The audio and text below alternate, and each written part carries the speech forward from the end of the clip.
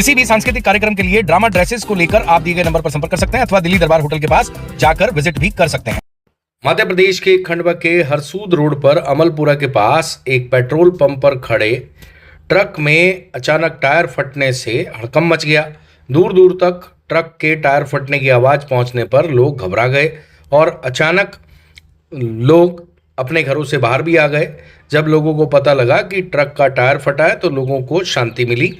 आप समझ सकते हैं कि अगर ट्रक लोडेड है और उसका टायर फट जाए तो कितनी तेज आवाज़ आती है। कई बार बम जैसी आवाज़ आती है जिसके चलते आसपास के लोग दहशत में आ जाते हैं।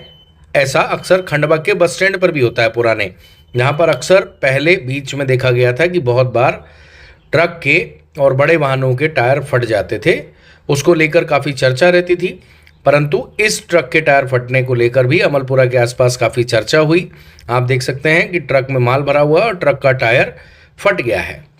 ट्रक वाले ने टायर बदल दिया, परंतु इस घटना से एक वाइब्रेशन भी हुई। जब टायर फटा तो वाइब्रेशन होने के चलते आसपास के क्षेत्र में भूकंप जैसी फीलिंग भी लोगों को आई, जिसके चलते लोगों ने घरों से बाहर निकलकर देखा। जब उन्हें घटना का पता लगा तो उनके मन को शांति मिली।